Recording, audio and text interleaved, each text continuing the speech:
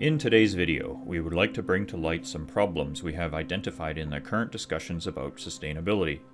As always, everything in this video is our own opinion based on our own research. You can find the links to those sources below the video.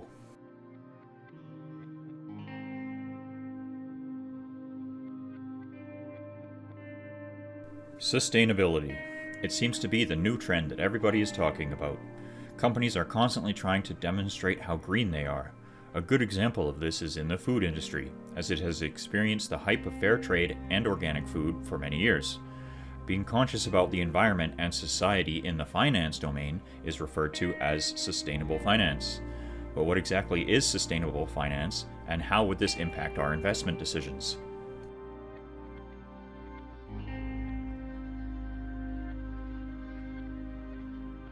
Before we cover our opinion on sustainability in the financial world, let's have a look at what our financial regulatory bodies define as sustainability. According to the EU, sustainable finance refers to the process of taking environmental, social, and governance, referred to as ESG, into account when making investment decisions.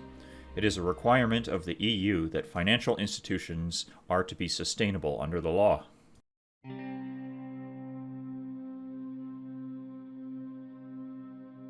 The problem that the financial services industry is facing at the moment is there is no clear-cut definition of sustainability. More and more guidelines are published that will bind the financial institutions. This lack of clear direction leaves room for loopholes, and it is easy for banks to over-represent themselves, also known as greenwashing. An example of this happened in 2020 with the German asset management branch of Deutsche Bank called DWS. This has recently attained a lot of publicity in the media.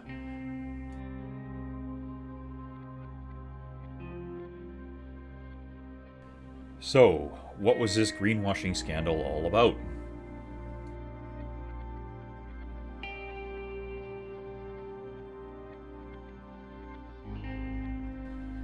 DWS is an asset management company that is owned by Deutsche Bank.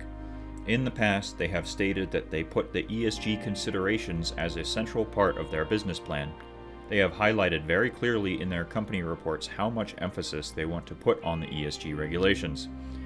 In 2021, the head of sustainability of DWS acted as a whistleblower and shared her insights about the company's inaccurate representation of its sustainability practices. After that, more people had a closer look, and research has found out that DWS has labeled funds as green and sustainable, although they weren't. To this day, proceedings against DWS are still ongoing.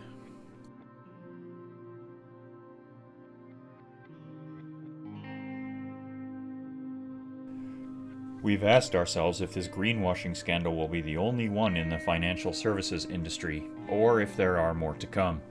We think that this scandal has only been the beginning of a series of ESG scandals. Looking at the current legislative texts about sustainability, it becomes clear that a fund does not necessarily need to consist of 100% green assets in order to be labeled with the ESG tag. This can open the door for misusing the ESG label as a marketing tool, and one that results in greenwashing and more scandals in the future. In the food industry, consumers have gotten used to the fact that products that are labeled as organic might not be fully organic. Investigative journalists have brought to light how those organic labels are misused. We think the financial services industry is about to follow down the same road.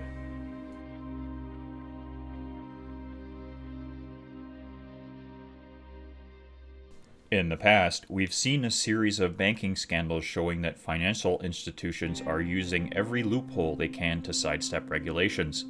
The purpose of the regulatory bodies is to force financial institutions to be more transparent with their customer base, letting them make more informed decisions. The public seems to have gotten used to headlines telling us that financial institutions are not playing according to the rules. The much bigger problem resulting from the sustainability hype is the social impact it has on the mindset of people. It will not only impact the financial services industry, but it will change people's beliefs about what is environmentally friendly and socially acceptable, as the central governing bodies are mandating what is considered green.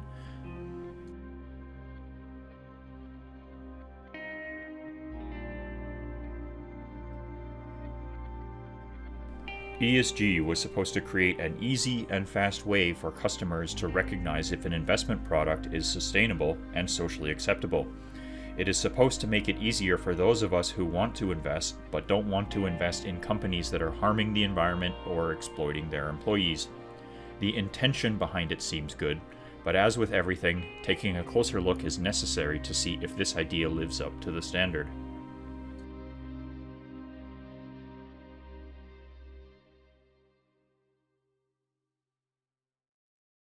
Why is a sustainable finance discussion problematic?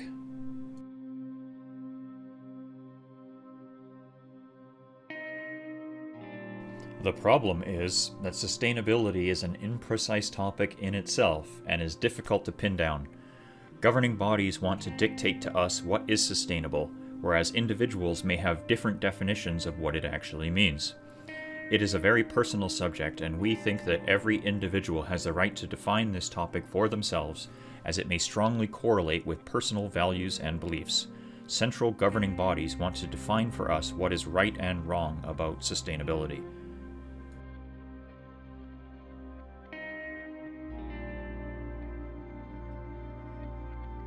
With the new guidelines for financial services, they want to find a way that causes individuals to invest more money in these so-called green assets. They will tell you the requirements for an asset to be considered sustainable so you can act accordingly. Personally, we believe this to be a huge risk for the overall economy. If institutions are trying to dictate what is morally acceptable in their eyes, this can become market distorting, and in the worst case scenarios, investors might even need to pay fines in case they do not invest in assets which are compliant according to what the central governments believe. A question you may ask yourself is, isn't it good to see if an asset is green and hence socially acceptable? Well, the guidelines of the EU leave banks enough space to completely go against the wishes of the customer by selling them papers that are clearly not completely sustainable but are still labeled as ESG compliant.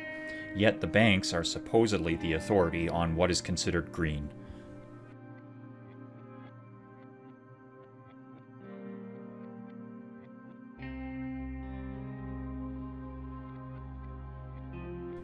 Let's take a look at Shell, for example, a company that has been on the market for decades and has contributed to overall economic prosperity. This company could lose its market reputation and its standing in the market as it might not be perceived as green, according to the EU standards.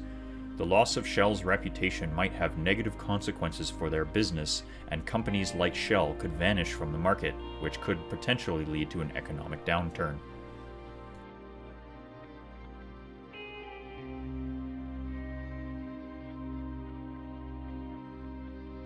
In the food industry, if you want to have a clear conscience, you need to do your own due diligence to see if their organic label is justified and the food really is organic.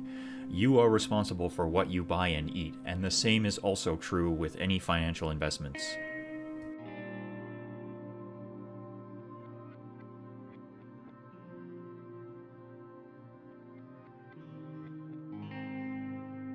As an individual, it is always best to do your own research and never blindly trust the banks.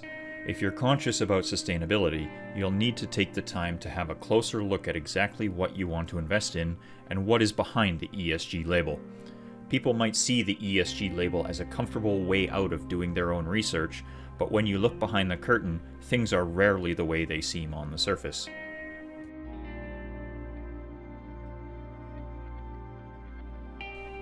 When people start investing into the stock market, common advice is to always do your own research. No one except you can tell if an investment is good or bad. That can teach you to ask questions and to look closely at the investments and always be aware of what is happening with the companies you are involved in. In the end, you had to decide if you liked the company, their leadership, and their moral dealings. The ESG label was supposed to help investors find sustainable investments while getting some peace of mind helping the planet. This is not bad per se, but what is bad is when your bank labels something as green that does not necessarily match with your expectations about sustainability.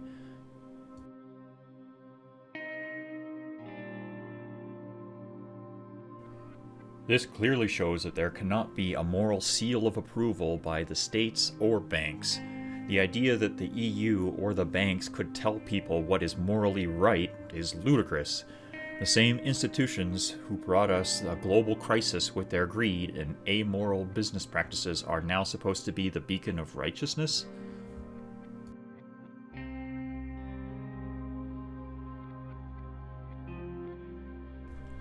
We strongly advise all our viewers to think for yourself. Only you can decide what is morally acceptable. Don't get blinded by the green labels and decide for yourself what is socially acceptable for you. Challenge the status quo and think critically. And as always, thank you for watching, and please like and subscribe.